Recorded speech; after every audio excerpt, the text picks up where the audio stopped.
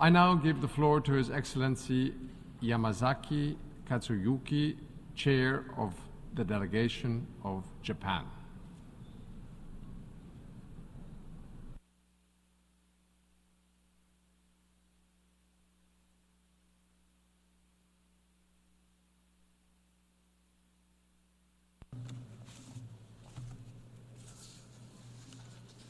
Mr. President, allow me to deliver this statement on behalf of the Prime Minister of Japan, Mr. Kishida Fumio. Mr. President, Excellencies, the world stands at the historical inflection point. These extremely shifts in history have become distinctive features of the past 3 years and will continue to define the years to come. I have stressed that at times like these, we must overcome divisions and confrontations and promote international cooperation by going back to the basic foundations. In 2022, I have called for defending the principles of the UN Charter and the rule of law, and 2023, multilateralism with the United Nations at its core by shedding a light on human dignity. Russia's aggression against Ukraine still rages on, and we are witnessing the dire situation in Palestine and Gaza. Unfortunately, divisions and confrontations are deepening. In these difficult times, Japan's position remains unwavering. We should go back to the basic foundations to unite the international community and deepen solidarity. The rule of law and human dignity remain the key to international cooperation. Today, I would like to highlight the importance of strengthening governance at both national and international levels as another foundation for uniting the international community to strengthen the rule of law and protect human dignity. At the Summit of the Future, we made a commitment to take action for the benefit of present and future generations, building inclusive societies across the international community where youth, future generations, and women can thrive, and achieving the SDGs, leaving no one behind, are overarching goals that resonate with us. We believe the international community would also agree the role of governance is critical in achieving these goals. Such empathy among us provides a common ground for all members of the international community to share and fulfill their responsibilities. My message for this year can be summarized in a simple phrase: inclusive governance with shared responsibility. Mr. President, to address unprecedented crises and challenges and to protect and strengthen the rule of law and human dignity, Japan, as a member of the international community, is determined to play a role for stronger governance. First and foremost, we must strengthen the governance to work towards international peace and security, which is the foundation for a prosperous society. Next year marks the 80th anniversary of the United Nations. It is time to transform the United Nations to address the most pressing challenges in peace and security and meet the needs of a new era. Russia's aggression against Ukraine, which has continued for more than 2.5 years, poses a blatant challenge to the international order based on the rule of law and shakes its very foundations. There are a host of issues that need to be addressed, including North Korea's nuclear missile development, the situation in Gaza, and conflict and terrorism in Africa. The international community is in need of a United Nations, in particular the Security Council, that is credible and carries out its responsibility effectively. At the Summit of the Future, the world leaders issued a clear and strong message on the urgent need to reform the Security Council. In order to respond in good faith, it is essential to begin the development of a consolidated reform model and text-based negotiations as soon as possible. In this regard, it should be underscored that the majority of member states, including African Group, are calling for the expansion of both permanent and non-permanent membership of the Council. Japan will work with others to achieve a Security Council that is more representative with developing countries included and effective, reflecting the realities of the international community. Japan also attaches great importance to the role of the General Assembly in the area of international peace and security. For the sake of future generations, it is necessary to maintain and strengthen a free and open international order based on the rule of law and to ensure peace, stability, and prosperity in the world. It is with this conviction that I have promoted the free and open Indo-Pacific. The vision of free and open Indo-Pacific is in line with the goals of the United Nations. Japan will continue to expand our circle of partners who share this vision, and together we will address various challenges facing the international community in a spirit of cooperation. Strengthening domestic governance is also essential for international peace and security and prosperity. Japan has continued to spearhead human-centered international cooperation based on the concept of human security. We need to accelerate the efforts of the international community as a whole towards achieving the SDGs. It is also vital to address the root causes of conflict by interlinking humanitarian development and peace efforts in order to curb the deterioration of humanitarian situations due to protracted conflicts. In March this year, during Japan's presidency of the Security Council, Japan held an open debate on peace building and conflict prevention. We should strengthen the functions of the Peace Building Commission, which has a unique convening power, and increase the cooperation with the Security Council to further promote the humanitarian development peace nexus. In promoting these initiatives, the perspectives of women, youth, and rural areas must be taken into account. The Women, Peace and Security (WPS) agenda seeks to achieve sustainable peace through women's participation and leadership in peace building and disaster recovery processes. When there is governance that enables women's active participation, the WPS agenda becomes even more meaningful. In order to build this type of inclusive society, it is important to nurture the future generation so that they can take a lead in various initiatives. To this end, Japan plans to launch a program to nurture the next generation of leaders in the field of gender.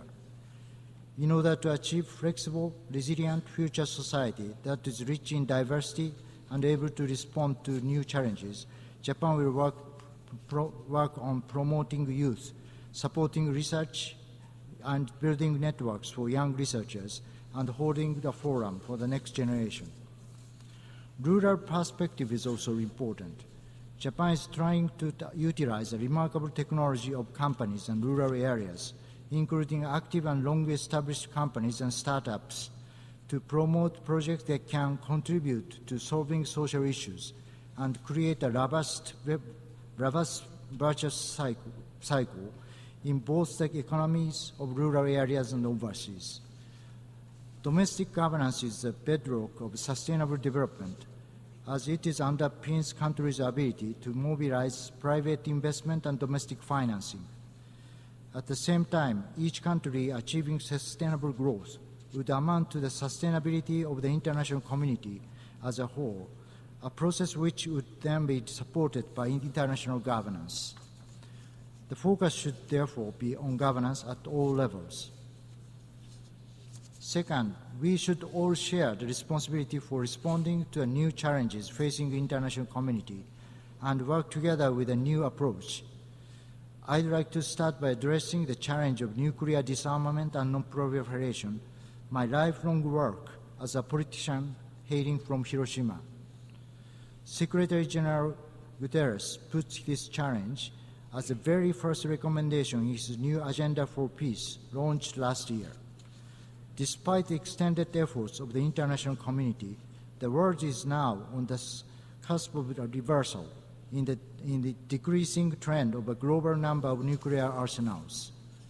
We must face up to the situation that nuclear weapons are once again becoming an apparent global risk due to changing geopolitical circumstances and deepening divisions and confrontations in the international community. With these serious concerns in mind, I've been steadily taking nuclear disarmament initiatives under Hiroshima Action Plan to strengthen realistic and practical efforts to realize a world without nuclear weapons.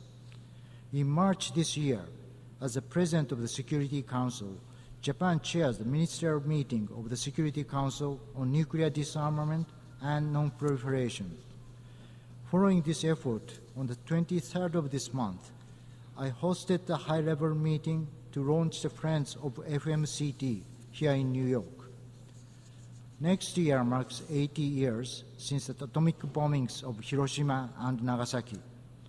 As the only country to have ever suffered atomic bombings during war, Japan will further strengthen efforts to promote accurate understanding on the realities of nuclear weapons use as a starting point for all nuclear disarmament measures. Japan will also act to further advance nuclear disarmament as we head toward the 2026 NPT Review Conference.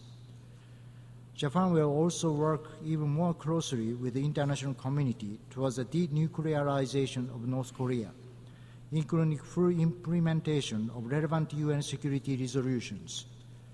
Japan will continue to seek to normalize its relationship with North Korea in accordance with the Japan DPRK Pyongyang Declaration, through comprehensively resolving outstanding issues of concern, such as abductions, nuclear and missile issues, as well as settlement of the unfortunate past. The rapid development of emerging technologies is bringing new challenges to disarmament and non-proliferation efforts. Focusing on the further development of emerging technologies, Japan intends to actively and constructively participate in international rulemaking on lethal autonomous weapon systems through balanced discussions, taking into account humanitarian security perspectives so that a common understanding can be reached among the international community, including stakeholder states. In discussing new challenges, we must also include aspects of digital technologies, especially considering the Global Digital Compact was just adopted at the Summit of the Future. Digital technologies have the power to transform the future of the world, thereby making digital cooperation an essential part of protecting and enhancing human dignity. Among such digital technologies, there is an urgent need to establish international governance on artificial intelligence in order to maximize the opportunities brought by AI while mitigating its risks. Japan has been working through the Hiroshima AI process to achieve safe, secure, and trustworthy AI. We will continue to actively contribute to the discussions of AI at the United Nations. In tackling global issues, the evolution of multilateral development banks has emerged as a new issue. Japan will continue to further progress in the MDB evolution in a way that reflects the specificities of each institution and the discussions of their boards. Increasing lending capacity to developing countries through utilizing existing capital and private capital mobilization and addressing debt restructuring faced by those countries are also pressing issues. Transparent and fair development finance in line with international rules and standards is needed now more than ever. Climate change is a common challenge to all humankind and a critical issue that the international community collectively needs to address. Japan has identified climate change as the greatest challenge that needs to be overcome by bringing about a new form of capitalism. We are steadily taking actions and are on track to achieve net zero emissions by 2050. It is important that all countries come together to achieve the common goal of net zero through various pathways that are compatible with economic growth and energy security. As an initiative to embody these areas, Japan has proposed the concept of Asia Zero Emission Community. We are working with other Asian countries to simultaneously achieve decarbonization, economic growth, and energy security in the region. What I would like to highlight this year is the importance of inclusive governance upheld by shared responsibility. This requires solidarity among diverse countries. At last year's G7 Hiroshima Summit, I set the strengthening of engagement with partners beyond G7 as one of the pillars of the summit. Since then, Japan has been supporting stronger domestic governance in developing countries to protect human dignity through the exchanging of opinions with ASEAN, India, Pacific countries, as well as with Latin American countries, including Brazil, which holds the G20 presidency this year. Africa is a region that is experiencing dynamic growth, supported by a young generation population, and the fruits of its efforts to strengthen their inclusive governance. At the same time, Africa continues to face challenges related to human dignity, such as poverty, job creation, and fragile economic and social infrastructures, as well as challenges related to peace and stability, such as conflict, terrorism, and refugees and displaced persons. Strengthening governance is important as a lever for change to achieve peace, stability, and sustainable development. Investing in human resources and mobilizing domestic and international resources for this purpose are essential for economic transformation that leads to growth.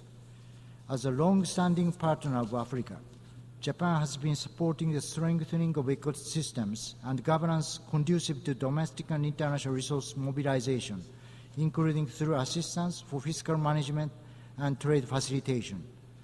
Japan has also supported the elections to consolidate and strengthen democracy and assisted in the capacity building of administrative and judicial personnel.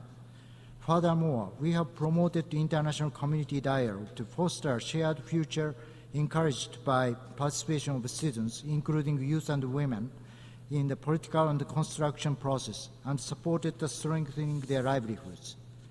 Next year, we will host TICAD 9 in Yokohama.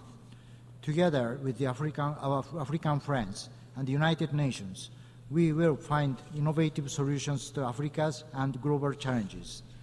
As a part of these efforts, Japan will consider further preferential measures in light of the WTO decision so that the least developed countries can achieve smooth and sustainable development and their graduation from the LDC category. Mr. President, at this year's UN General Assembly, let us all look towards the same vision for our future and join forces to strengthen governance across the international community.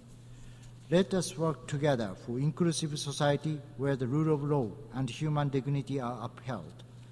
The United Nations has an important role to play, and the international community is counting on it to fulfill its mandate. As a member state of the United Nations, Japan will also contribute to this progress. Thank you for your attention.